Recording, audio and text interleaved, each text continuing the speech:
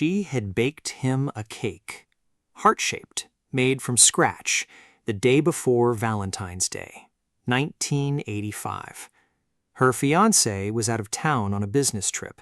He was due back on the 14th, and she was supposed to pick him up at the airport that morning. She never made it. On February 14th, 1985, a maintenance worker arrived at the Walnut Ridge Apartments on Walnut Hill Circle in Arlington, Texas. He knocked on a door in the 2500 block of Walnut Hill Circle. No answer. He let himself in. The cake was still there. She was not alive to explain it. The Arlington Police Department would work this case for the next 39 years, through thousands of leads, through dead ends, through the silence that follows when a killer walks free and then dies, and the truth is buried underneath decades of unanswered questions. This is what happened on the night of February 13th, 1985. The attack happened that night, the 13th. Her body was found the next morning, Valentine's Day. The date on the calendar and the night of the crime are not the same thing. Both matter. And this is how nearly 4 decades later, the truth finally came back. The Arlington Police Department worked this case through thousands of leads. They collected physical evidence from the scene on February 14, 1985, and they preserved it through years of dead ends, through the silence that settled over the investigation when their best suspect died before they could prove anything, through a national DNA database that came back empty, through the long, grinding decades when the family waited and the detectives kept the file open and the truth stayed just out of reach.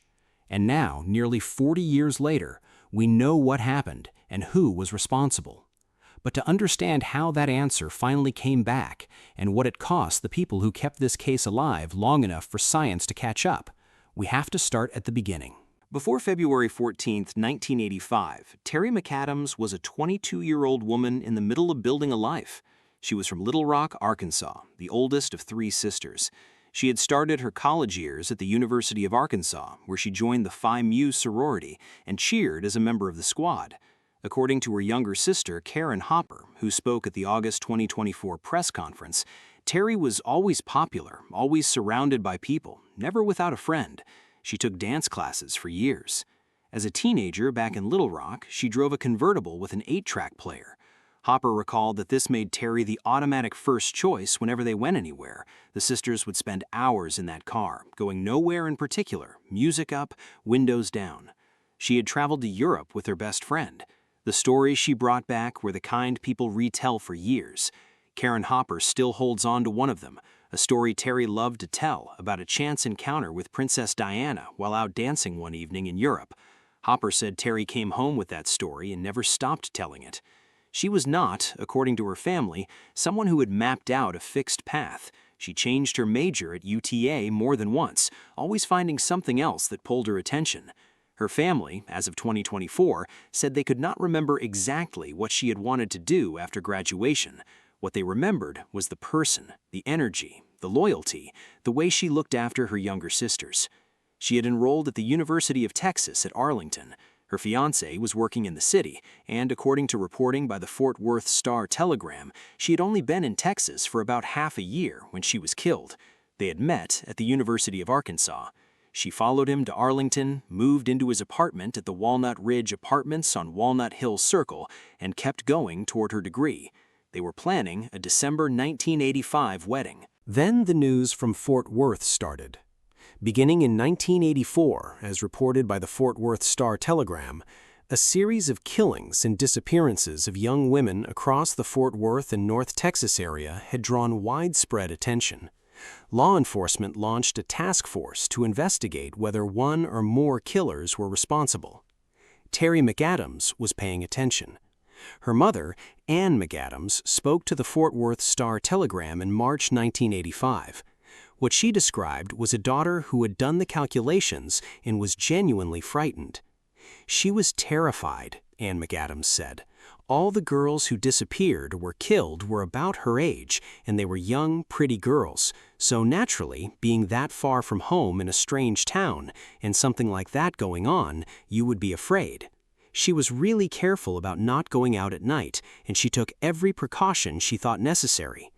She quit her job in Irving, reported by the Star-Telegram, specifically because it required her to drive home at night, and she was no longer willing to do that. When her fiancé was out of town, she became reclusive. She called her mother in Little Rock to talk through her fears, sometimes more than once a day. The Star-Telegram reported she would sometimes go without groceries rather than leave the apartment after dark. She had heard what was happening to women her age in North Texas. She had adjusted her entire life in response. The question that would take 39 years to answer was a simple one. It wasn't enough. She had done everything the logic of the situation demanded. February 13, 1985 was a Wednesday, the eve of Valentine's Day. Her fiancé left Arlington on a business trip. He was due back the following morning, February 14th, and Terri had planned to pick him up from the airport. According to Corinne Anderson, Terri arrived at the apartment at around 6:30 in the evening. This time has not been independently confirmed by police records in the public domain.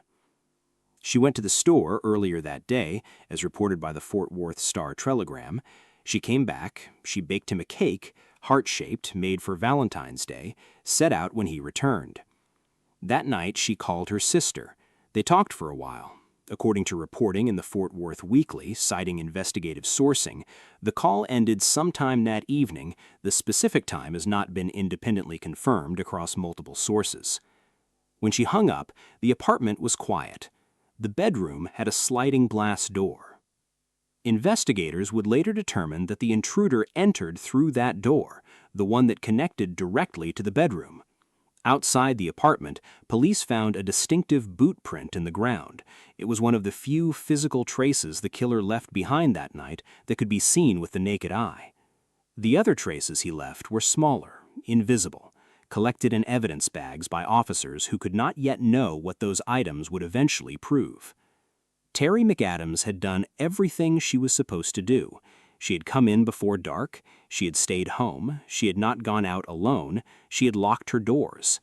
The door the killer chose was not one most people would think to reinforce.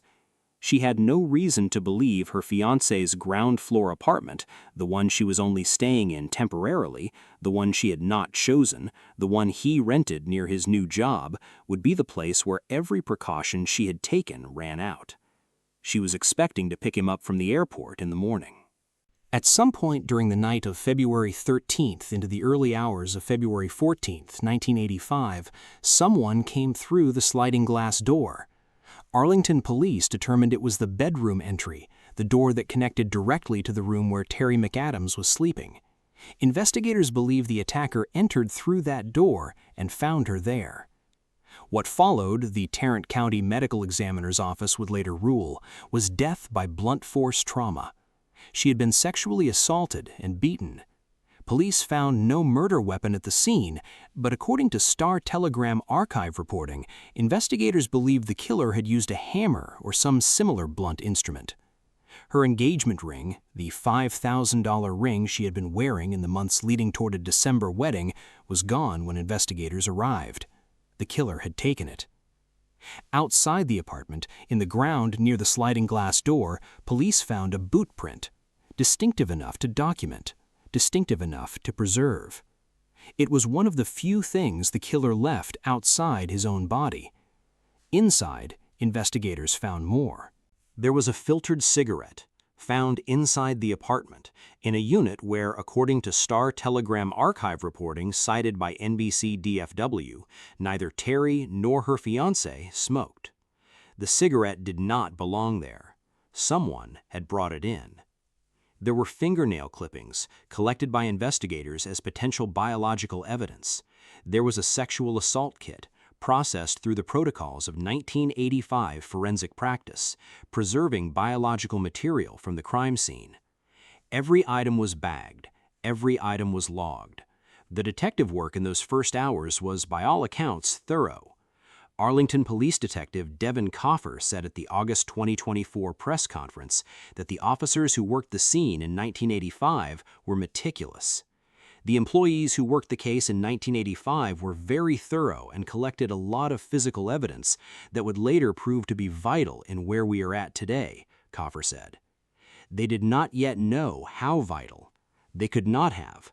The science that would eventually put a name to this case did not exist in February 1985, not even close. Later that morning, Valentine's Day, February 14, 1985, a maintenance worker at the Walnut Ridge Apartments arrived at the unit in the 2500 block of Walnut Hill Circle. He found her. At some point that same morning, her fiancé arrived at the airport. He was waiting to be picked up. The call he was expecting did not come. The evidence collected from that apartment in the hours after discovery was extensive. A boot print in the ground outside, a cigarette belonging to someone who should not have been there, biological material preserved in a sexual assault kit, nail clippings that might carry trace DNA, a body that told investigators through the Tarrant County Medical Examiner's ruling exactly how she had died.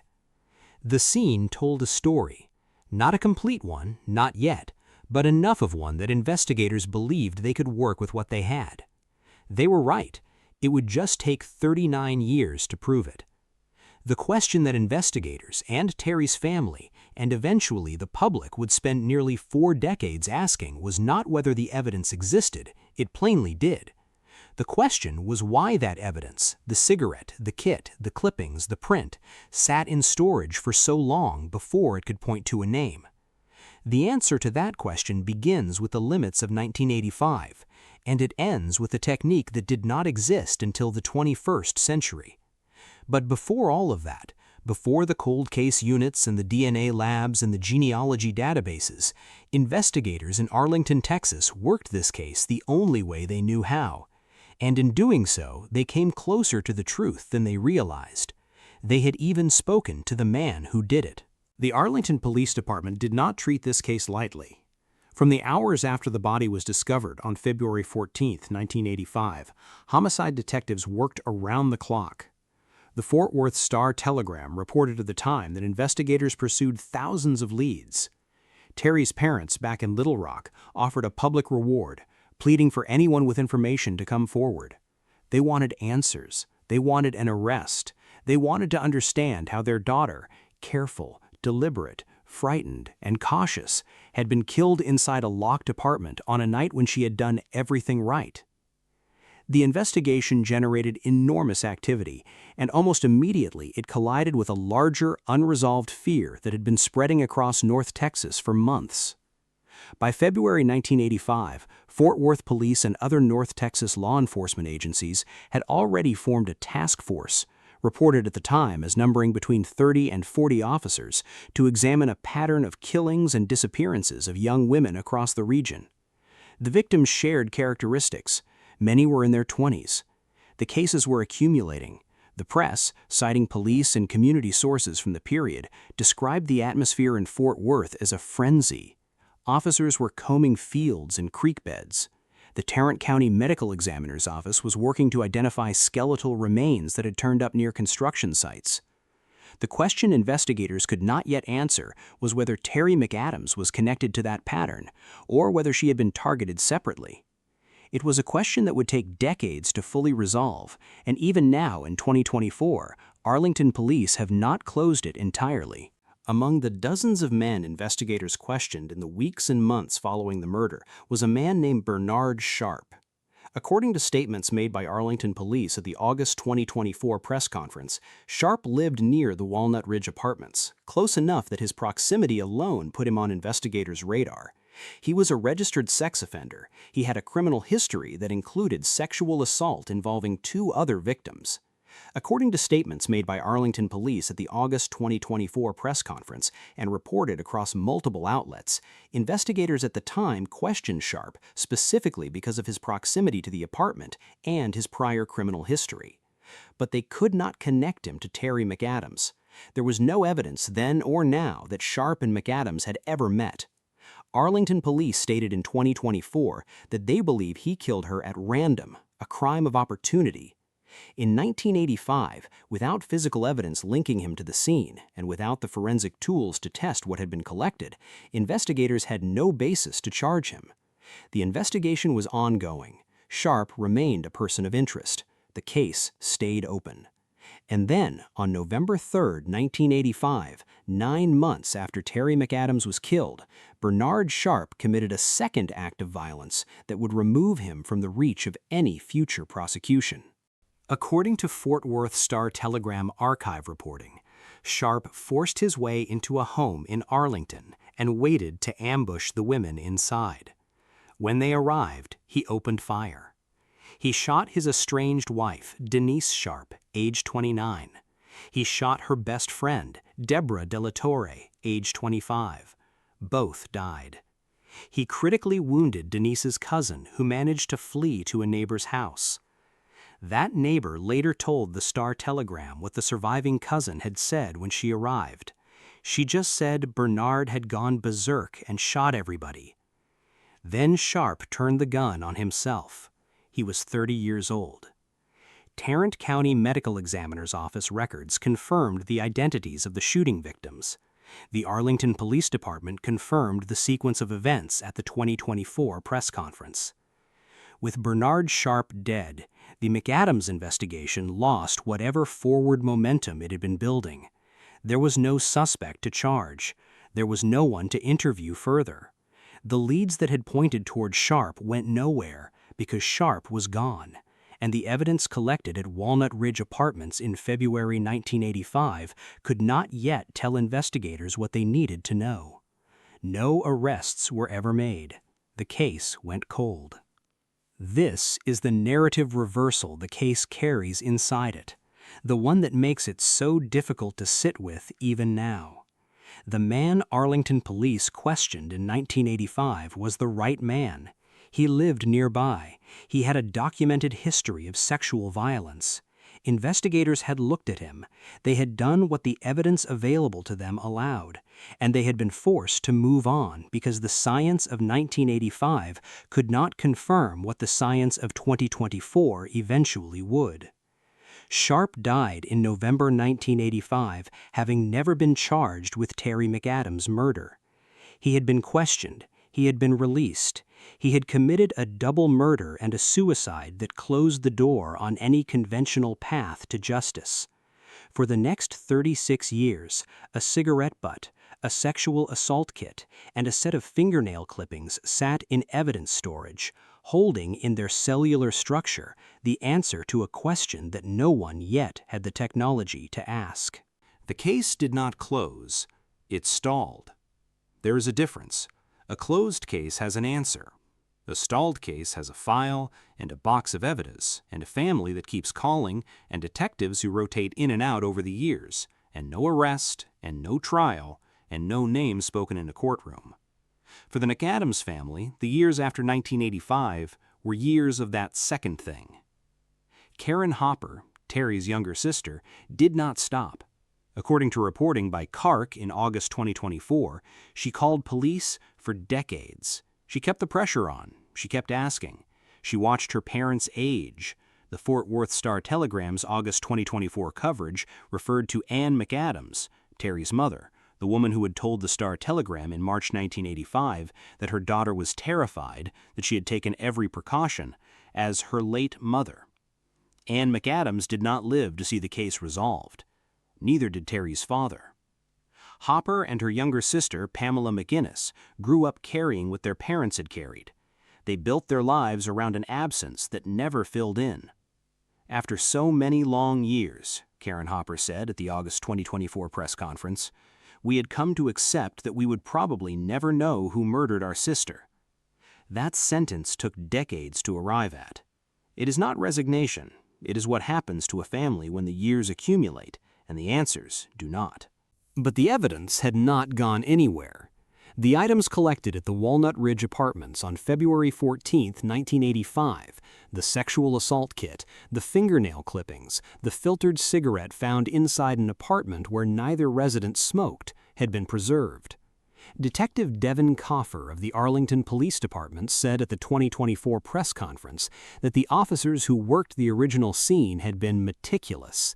Their discipline in 1985, bagging and cataloging material that the forensic science of that era could not fully exploit, was the reason the case remained solvable at all.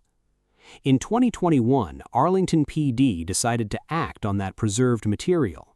Multiple items from the 1985 crime scene were sent to a laboratory for modern DNA analysis.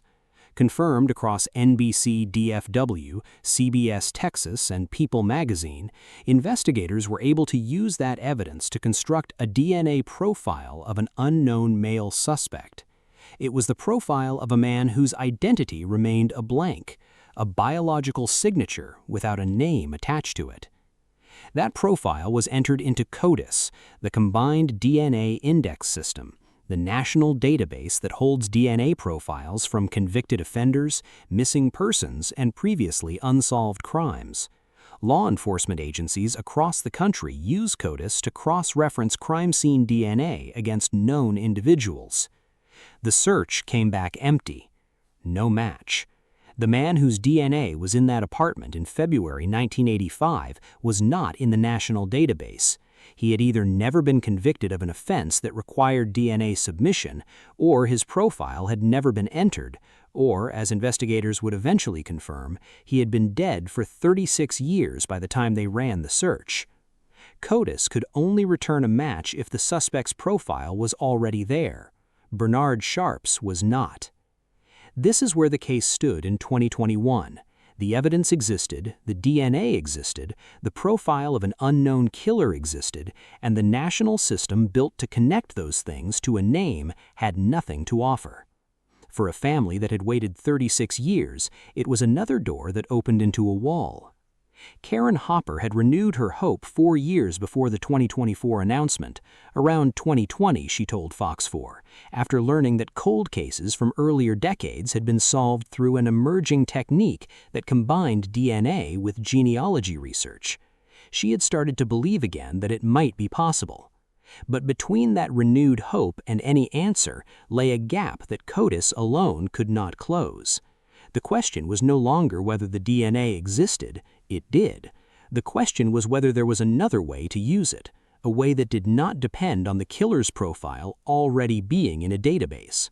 It turned out there was.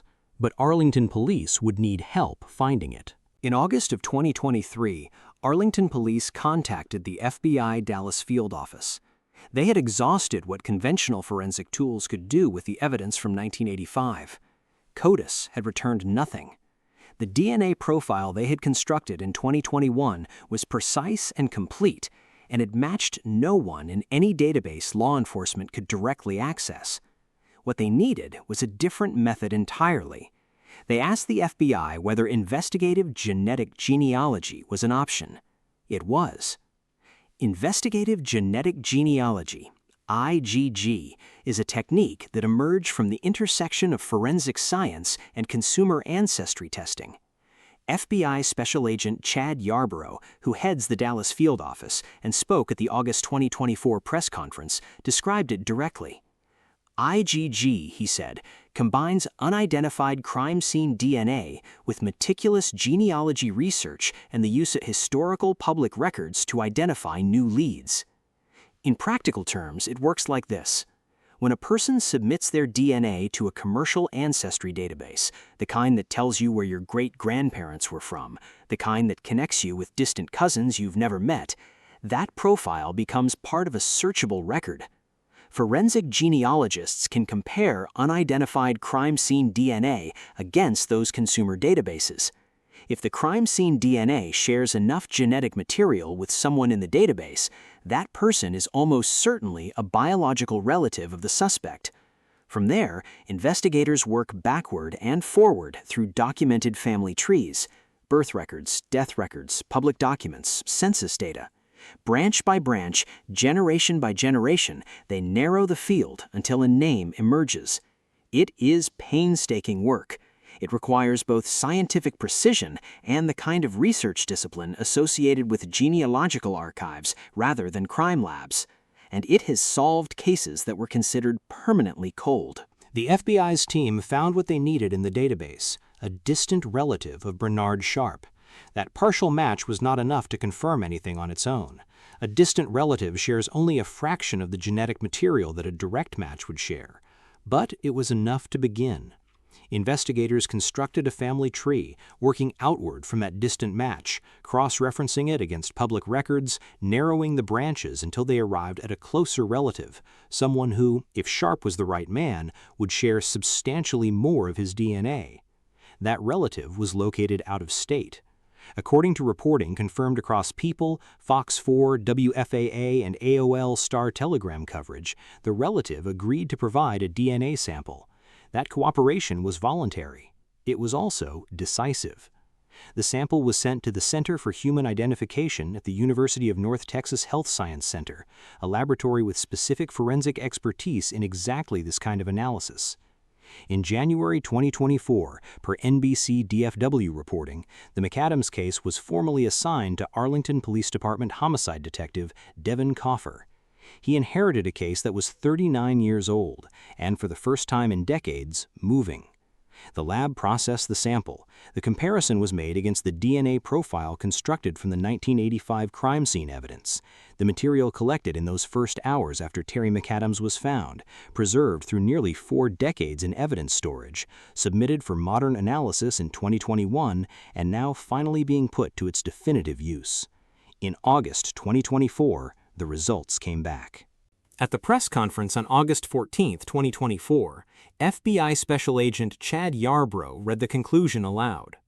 This month, Yarbrough said, lab results from the Center for Human Identification at the University of North Texas Health Science Center confirmed that DNA found at the homicide of Miss McAdams belonged to Bernard Sharp.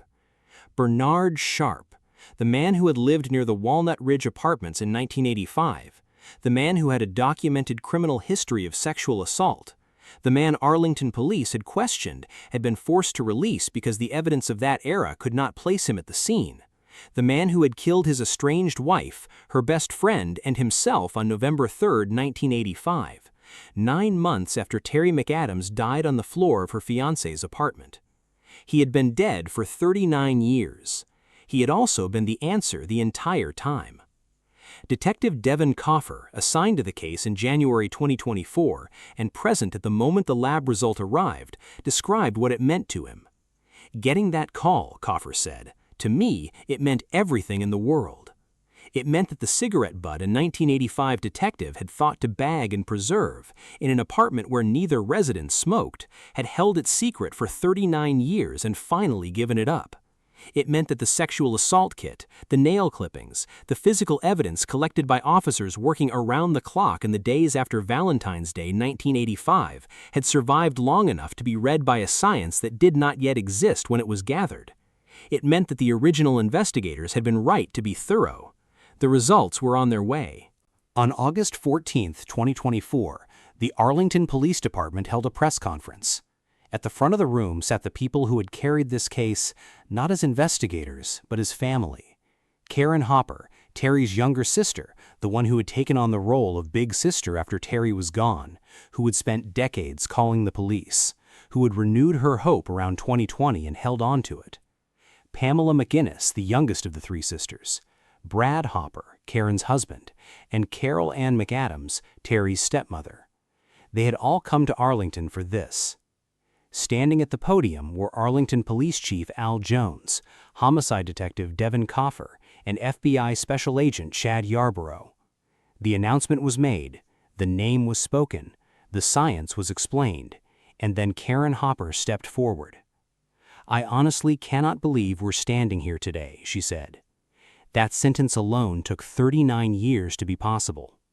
She spoke about her sister the way you speak about someone whose absence has been a presence in your life for so long that it has become part of your architecture. Terri, she said, was an amazing girl, beautiful and full of life. She was the best big sister to me and Pamela. Karen Hopper described her as feisty and fun, someone who truly loved life. To know her, Karen Hopper said, was to love her. She spoke about what the years had cost. When Terri died, Karen stepped into the role her sister had left behind, the older one, the one who looked out for the younger. She had carried that since 1985. She had carried it through the years of no answers, through the years of calling investigators and being told there was nothing new, through the death of her parents, who had grown old without ever knowing who had killed their oldest daughter. "As I stand here today," Karen Hopper said, "I know that she and my mom and dad are smiling down on this miraculous moment." Her mother, Ann McAdams, the woman who told the Star-Telegram in 1985 that Terri was terrified, that she had taken every precaution, that she had been careful, that she had done everything right, was gone. Her father was gone. They had not lived to hear the name Bernard Sharp spoken in connection with their daughter's murder. "There really are not words sufficient enough to describe how this feels," Hopper said. Arlington police confirmed at the press conference that no charges would be filed. Terri's fiancé, who had been ruled out as a suspect by investigators in 1985 and has remained private, also lost her that morning. Bernard Sharp had been dead since November 3, 1985. There was no living person to prosecute. No trial would be scheduled. No sentence would be handed down. The legal system, which exists to process these things, had nothing left to process.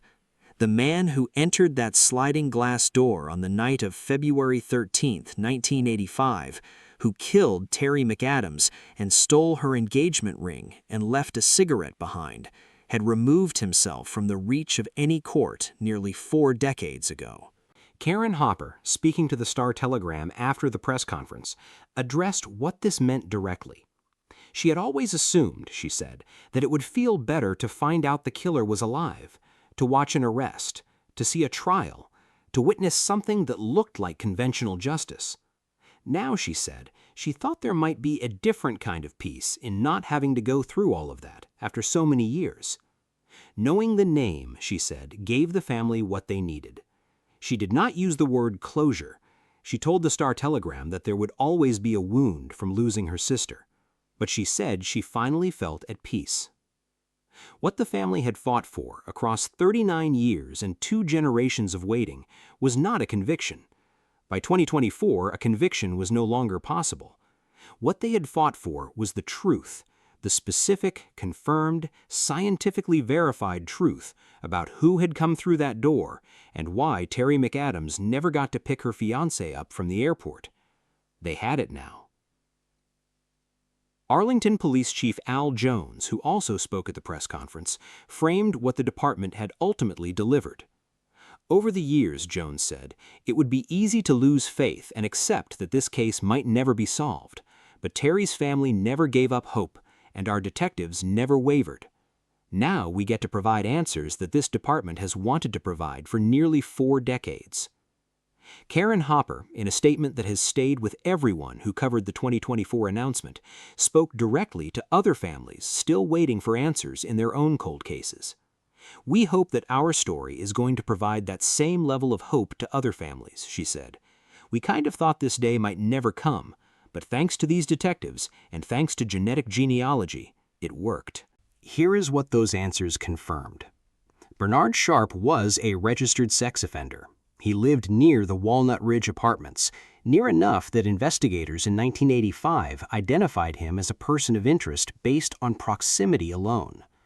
He had a criminal history that included sexual assault involving 2 other victims before Terri McAdams was killed. He had been questioned by Arlington police in the weeks after her murder, and he walked away. Not because investigators were careless, not because the case was poorly worked, because in February 1985, the forensic tools to connect the DNA inside that apartment to the man who left it there did not exist. The cigarette was bagged, the sexual assault kit was preserved, the nail clippings were cataloged, everything was held, and it was not enough, not then, because the science that would eventually read those items and return a name was still decades away from being developed. Sharp went on to kill 2 more people and himself in November 1985. He died having apparently never faced any consequence for what he did to Terri McAdams. He was 30 years old. And yet the case did not end there, not entirely. At the August 2024 press conference, Arlington police confirmed they would continue investigating whether Bernard Sharp is connected to other unsolved murders from that period in Tarrant County.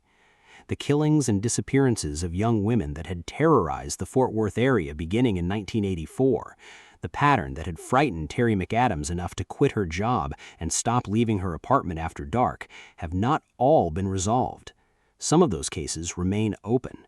Police said plainly at the press conference that they would not call Sharp a serial killer or a serial rapist. They also said plainly that they were not closing the question. As reported across WFAA, CBS Texas, and NBC DFW, investigators vowed to keep examining whether he is responsible for other unsolved murders from that era. That is where the case stands today. Terri McAdams was 22 years old. She was from Little Rock, Arkansas. She was the oldest of 3 sisters. She had been a cheerleader, a sorority member, a traveler, a woman who drove a convertible with an 8-track player and taught her younger sisters how to drive. She was engaged to be married in December 1985. She had done every single thing that fear and common sense demanded of her in the months before she died. She baked him a heart-shaped cake. She called her sister. She went to sleep. It took 39 years, the preserved biological material from a 1985 crime scene, a national database that came back empty, a genealogy technique built on the DNA of strangers, and a relative in another state who agreed to give a sample to finally attach a name to what happened in that apartment on the night of February 13, 1985. It took 39 years to say Bernard Sharp's name and mean it as an answer. The question the McAdams case leaves behind belongs not just to this family, or to Arlington, Texas, or to 1985. How many people like Bernard Sharp moved through the world after committing violence, died without consequence, and are now waiting, in the passive cellular sense, for a technology we have not yet built to finally find them? Investigative genetic genealogy exists now. It solved this case. It has solved others. Some families are still waiting. For Terri McAdams, 1962-1985.